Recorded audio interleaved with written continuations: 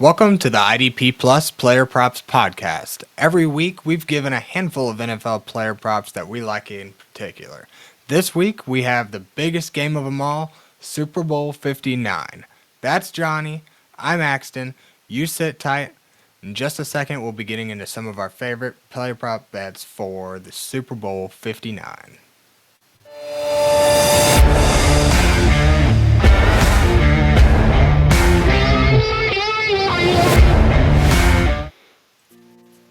Welcome back to another week of the IDP Plus Player Props Podcast.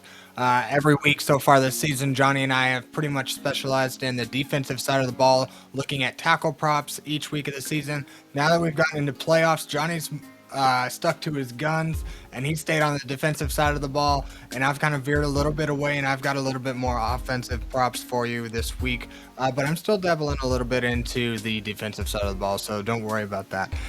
Either way, we've got 7 plays that we like especially this week, and we've got some plus money. We've got some good bankable bets that we like to say. If you've been here before, you kind of know how this goes, but if you haven't, we'll just kind of I always preface our shows by saying it's always responsible, be responsible, set a limit for yourself and stick to that limit.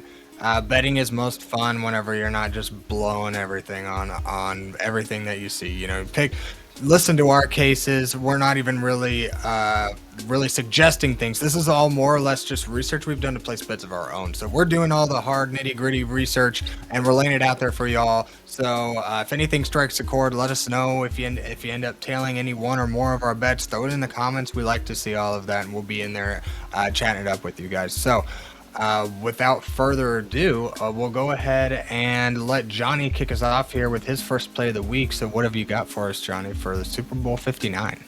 So my first pick of the week, all 4 of mine are defensive. That's my bread and butter here. And I think we got some good picks. First and foremost, the worst odds but the most bankable bet I think I have that I'll bring to the table this week is Chamarri Conner from the Chiefs. We're looking for him to go over 2.5 solo tackles, and the odds are minus 160. To me, I'm not really looking at the odds. I just call this a bankable, sprinkle it in with a parlay. It's been looking really good as of late. When we look at solo tackles and Chamarri Conner, the last two playoff games, he's totaled 8 solos, 5 versus Buffalo last game, and then 2 games ago versus Houston, 3. So both of those games checks the box. We've got our 3 solo tackles, and that's really what we're going to have to bank on here. I'm not saying he's going to have 5 or 6 solo tackles. It could happen, but you're probably looking at 3 or 4. That's, of course, all we need is 3. But I do think this is bankable. Another aspect is, let's see what he's done. Not only in the playoffs, he's 2 for 2. How about the regular season? Well, in the regular season, out of 15 games played, Chamarri Conner has had 3 or more solo tackles in 11 of those. So very good odds there. Over 2/3 of the time he's getting this 3 or more solo tackles. The last 7 games of the regular season have all been games with him going over 3 solo tackles. Then you combine that, look in the playoffs. Well, guess what? He's 2 for 2 there, meaning that the last 9 games Chamarri Conner has played, he's hit this 3 or more solo tackles, which makes me very confident.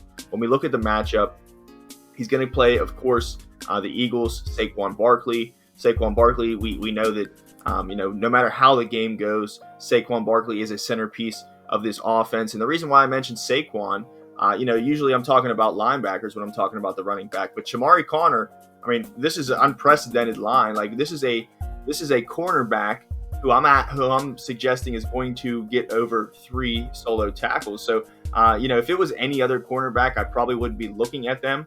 But when we look at Chamarri Conner, as PFF has it, he was the number 1 ranked defensive back, not even number 1 corner, number 1 ranked defensive back out of all of them, with 100 or more snaps played this season. He has the highest run rate, tackle rate as far as rushing. When the other team rushes the ball, Chamarri Conner is in those tackles 12% of the time, which, of course, like I said, is the number 1 out of all defensive backs, which really shocked me when I saw that number. But it goes to show the strength that he has in the run game for Kansas City. Saquon Barkley, we know, is probably going to get the ball upwards of 20 times.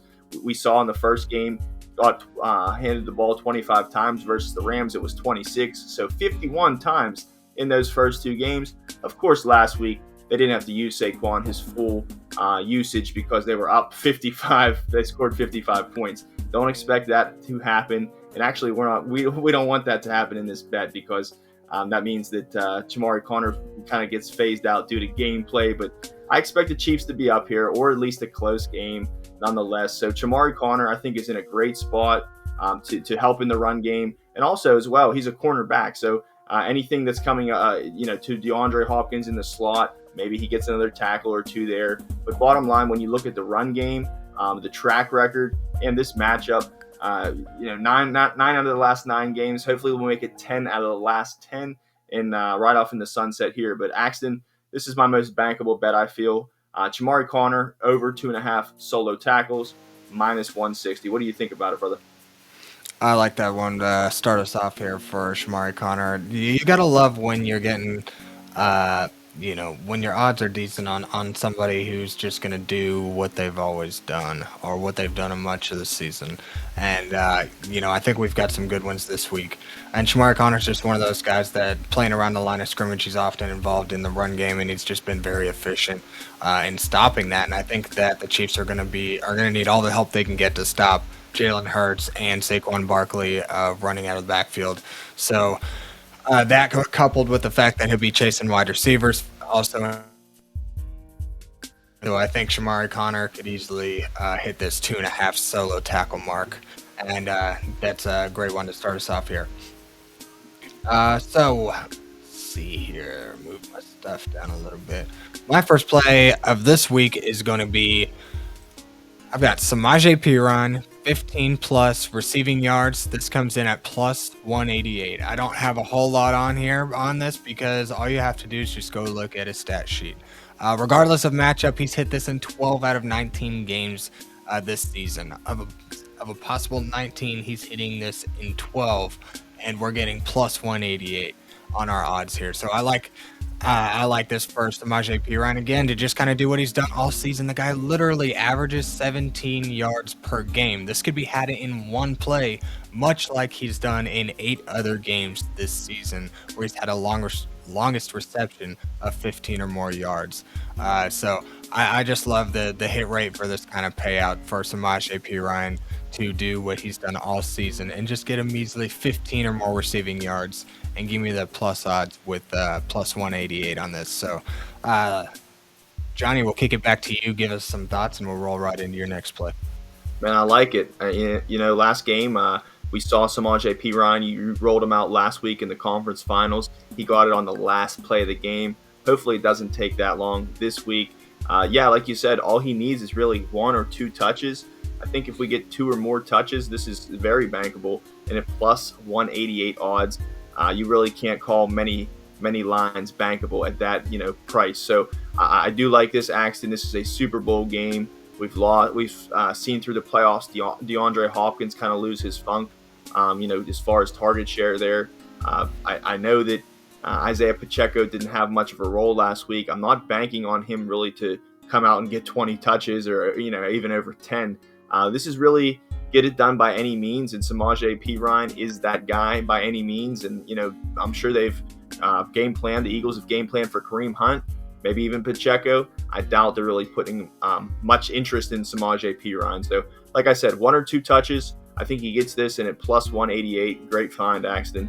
If it's not broke, don't fix it. So that's kind of what I'm going to do here with my next pick. Going back to the well on defense with CJ Gardner-Johnson, we're going to ask him to go over his line of 1.5 assisted tackles, and it is at minus 119. Now, you might call me crazy. I rolled him out last week, and he did get 2 assisted tackles, so it was not a hit for us. We didn't anticipate it coming because all the stats, point to the under here. Out of 18 games in the regular season, he's only hit 2 or more assisted tackles in 7 of those. So just over 1/3 of the time. Not looking good for the over there. 2 assists last game versus Washington. Well, Washington in that game was getting pounced on. Eagles scored 55 points. You look at the game, Jaden Daniels, of course, they were down. They had to throw the ball. They threw the ball 48 times, but really, you could throw it 100 times. We're really going to look at the completions, because on an incomplete pass, you cannot have a tackle. So looking at the completions, Jaden Daniels, even though he threw the ball 48 times, he had 29 completions, which is a high number. Chamarri Conner got two assisted tackles last week. It took Jaden Daniels 29 completions, not to mention the runs, to get this. If we look at the first two games, keep in mind, one of the reasons why I picked CJ Gardner-Johnson week after week is this guy's not known. He's definitely not known to get tackles as a whole, but when we look at assisted tackles, the numbers are even worse. The first week of the playoffs versus the Packers, Gardner-Johnson, it was a close game. Gardner-Johnson did not record a tackle whatsoever. The second week versus the Rams, Matt Stafford threw the ball he completed 26 passes, and still Gardner-Johnson only had one assisted tackle. So 28, 29, 30, once you start getting into those completions, that kind of takes back the bankability of this bet. But if we look at the line right now, I was just curious to see, because obviously we don't know how many times Mahomes is going to throw. But the line right now that DraftKings is putting out is saying 24 and a half times. So 24, 25 times. Well, guess what? Stafford threw it 26 times. We still only got one assisted tackle. So, a fluke. Listen, the first three plays of the game, Gardner-Johnson could have three assisted tackles. That's the life we live. But at the same time, the stats don't back that. The stats are pointing to the under here. And even though last game we got a bad taste in our mouth, I'm willing to forgo that. It was an outlier matchup. These games that were much closer, he's not even, I shouldn't say coming close. It's such a low marker, but he's not hitting in games that aren't outliers. So throw it out last week. You still have good odds here at minus 119. And once again, I like CJ Gardner-Johnson to go under 1.5 assists. Max, back to you. Yeah, you said it, man. CJ's a guy that we've hit the under before this season, and again, just one of those lines that you just kind of bank on a guy to do what he's always been. He's like you mentioned, he's not really much of a pure tackler, more of a ball hawk kind of guy. And when you're seeing Jaden Daniels complete 29 passes and he only had 2 assisted tackles, I think that just lends well to the under in this. The fact that there was so much passing volume and so many successful drives on both sides of the field. You had Jaden Daniels just doing anything that he possibly could to try to just keep up with the Eagles.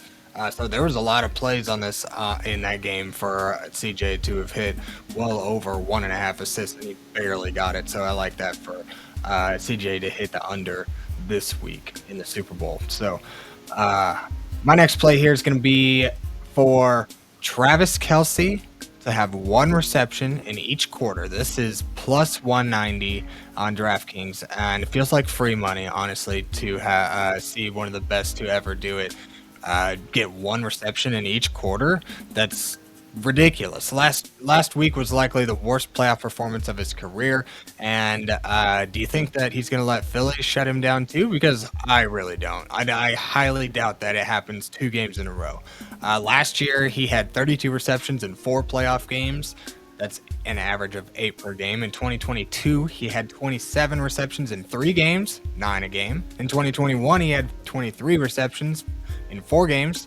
That was the worst at 5.75 a game, still over our mark. And in 2020, he had 31 in 3 games. That's over 10 a game. I think this is ludicrous that this is even a thing that we're going to be able to get dang near 2-1 odds on Travis Kelce to just get 1 reception in each quarter of this game. So sign me up for Travis Kelce, 1 reception in each quarter, plus 190. Thoughts on that, Johnny, and we'll get into your next play. Yeah, I like it, Axton. I mean, when you put it in that perspective, only 1 catch each quarter. That means we need 4 catches. Of course, I doubt it's going to be that clean. It might be 2 the first, and then 1, 3. But yeah, I like this. And bottom line is, in this matchup, you had mentioned. I mean, I see a lot of tweets out there saying Travis Kelce over 60 yards, over 70 yards. I backed it last week. In this game, we're looking at. I mean, this could be Travis Kelce's. In my opinion, if they win it, this very well could be his last game. Maybe he still has gas in the tank, but regardless, we know he's excited. I mean, very easily could have been Jason Kelce, of course, his brother, playing again. But Jason is not playing, but still a huge game for Travis Kelce. He's always in the spotlight, always shows up in big games, and this is a modest stat line. So, it's quirky because it comes down to timing. Of course, there could be a quarter where the Chiefs only have 1 or 2 drives, and that's what I think would take to mess this up. But really, Travis Kelce is going to be needed. This is going to be a close game. I don't see the Chiefs, running it down their throat to be 55-20. I don't see it that kind of game. So it's going to be close. Travis Kelce is going to be needed. There is no more saving him. Whatever he's got, he's going to put it on the line, and the Chiefs are going to use that. And especially when you look at Hopkins, these guys not getting their targets too. So Travis Kelce, that's one guy who is going to be given targets, and I'm rooting for him. Hopefully it's a big game, and hopefully he just gets one in every quarter. Great odds there, plus 180. So like that pick, Axton, rolling with it too.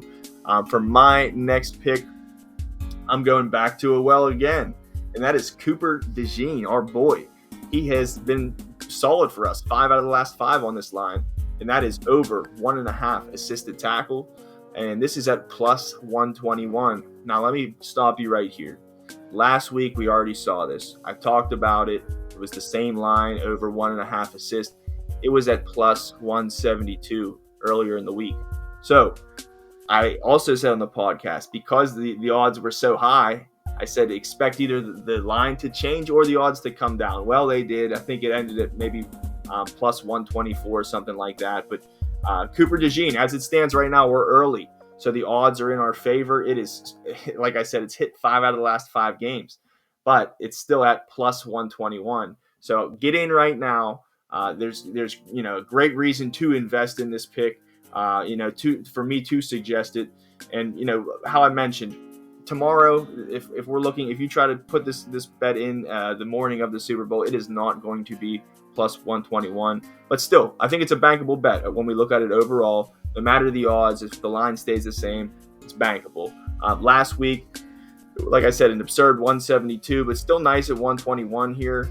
When we look at Cooper Dejean, this is somebody who we can kind of throw away early in the season stats because they weren't there. The regular season numbers would lie to us because he really wasn't looking at a full-time role until later in the season. But specifically over the last month, the last 3 games, he's had 11 assisted tackles. He's hit this in the last 5, and I'm not going to sit here and beat a dead horse. He's hit the last 5 out of 5 plus odds. Cooper Dejean is rolling right now. This is not a play where I'm saying, look who he's matched up against. It doesn't really matter to me. It's just that he's on the field for a majority of snaps, gets involved in the run game, is aligned at very numerous different positions. So Cooper Dejean's all over the field, and he's been rolling for us, and we're getting plus odds. So it's a good outcome here. Axton, you back this? Yeah, I co-sign for sure.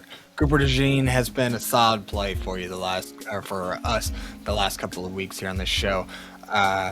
Mainly, I can't even get in on him on the show because I know for a fact that you've already got him queued up. So I hands off. I'll go ahead and place it on my own. But yeah, no doubt, I'm co-signing this one for Cooper Dejean. He's just the guy's a dog. I mean, he is all over the field, returning kick returns, punts, and he's just a freaking ball hawk over the secondary of this defense and getting tackles left and right. It didn't take long for him to find a full-time role in this defense, and he's a big part of why they're one of the top defenses, if not the top defense in the league. So absolutely, I'm co-signing that Cooper Dejean play. So before we get into our last couple of plays, I will let Johnny talk to you for just a second about some things we got going on at IDP Plus. So right now, of course we're talking about the Super Bowl. It is the end of the NFL season, but don't think the buck stops here. Here at IDP Plus, we still have numerous content articles ranging from Dynasty to a preview of next year's rankings already. So we have a lot of people, even though Axton and I are on this show, we have a lot of people in this company looking at tending to a large area of fantasy content. So you can still become a subscriber today if you are not. If you're not subscribed to the channel, please hit the subscribe button at the bottom. But if you would like to go even further and get your IDP Plus subscription, right now we are offering that subscription 20% off of site-wide and your subscription. So what I want you to do, if you are interested in becoming a member of our idpplus.com website, you of course can ask us questions on Discord. You have access to all our rankings, access to we have new tools coming out. Each year. Last year was the position rank. You could look at who finished in the top 15, how many times Chamarri Conner finished in the top 5 for scoring and these kind of things. So if you wanted that subscription, you can go right to our membership page. Our homepage is idpplus.com. But if you want to go right to the membership page, /membership, and then when you go to check out, use the promo code PROPS, PROPS, and you will get your redeemable 20% off your subscription now. So once again, idpplus.com /membership, and use the promo code PROPS to redeem your 20% off subscription. Axe, back to you, man. Yeah, go check out the site, give it a shot.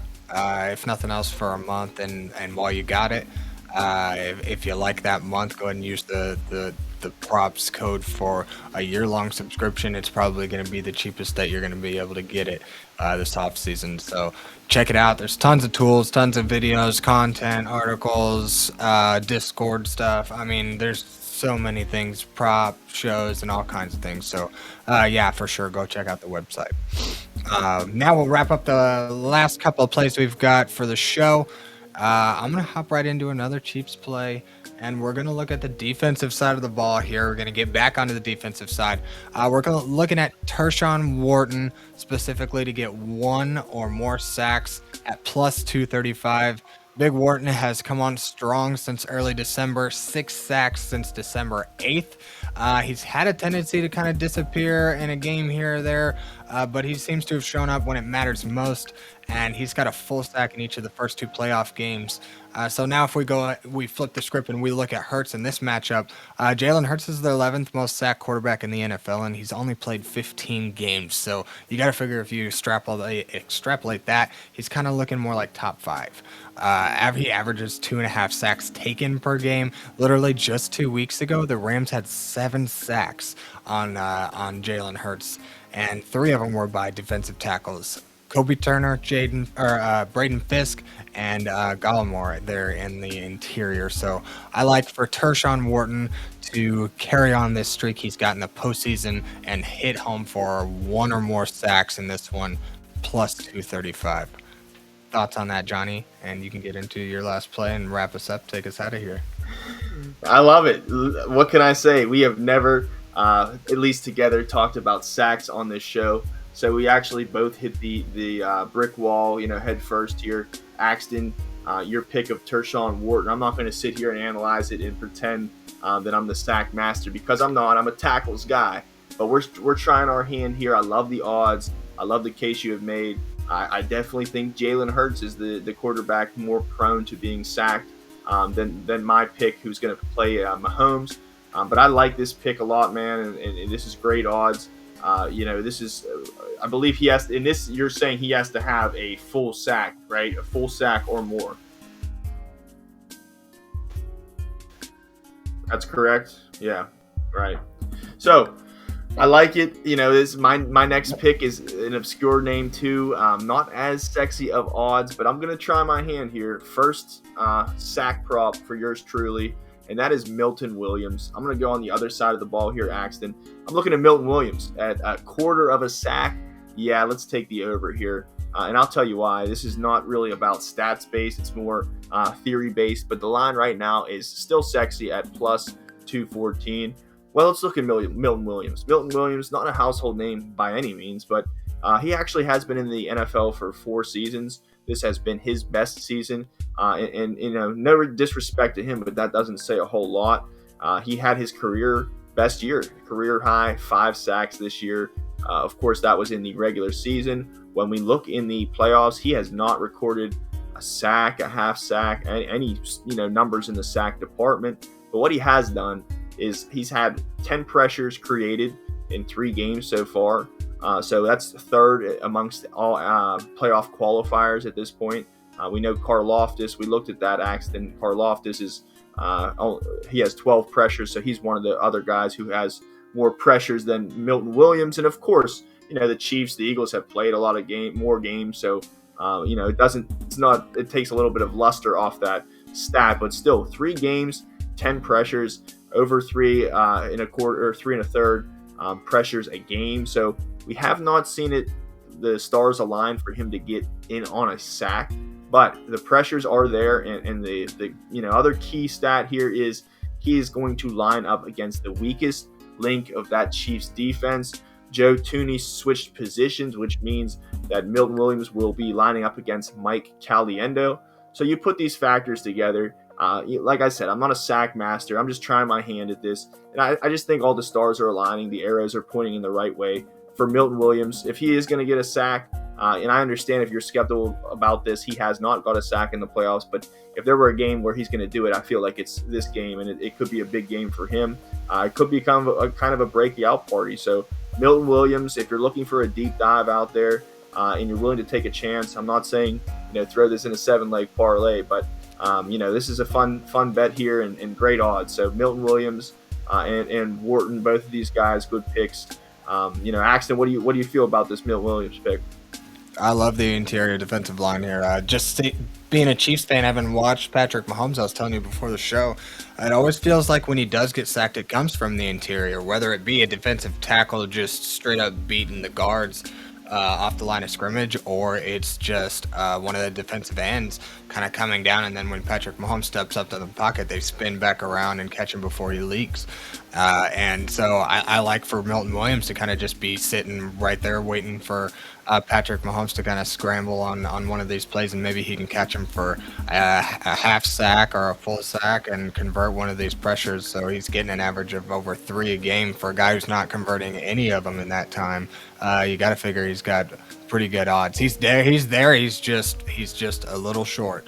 That's ultimately what the pressures are telling us here. So, you just got to figure that maybe he can convert one of these. So we're looking at pretty damn good odds for that. So I like these sack plays to kind of round out the show and give us some extra juice. So thanks everyone again very much. I appreciate anybody who's been here with us throughout the season, and anybody who's here for the first time. Thank you guys very much for watching our show. Again, this is IDP Plus Prop Bets, and I'm Axton. That's Johnny. Signing off until next time. I'm sure you'll see us all over YouTube at some point here and there with what we'll be getting into maybe this off season or next season. So thanks again, everybody. Good luck. Let us know if we struck a chord with you. If you're tailing anything, we want to hear about it. So good luck again, and let's have some fun for the Super Bowl weekend. So we'll see you next time. Thank you for watching the IDP Plus YouTube network. If you enjoyed this video, give it a thumbs up and don't forget to subscribe to our channel. Be sure to tap the bell icon to get notified whenever we upload new content.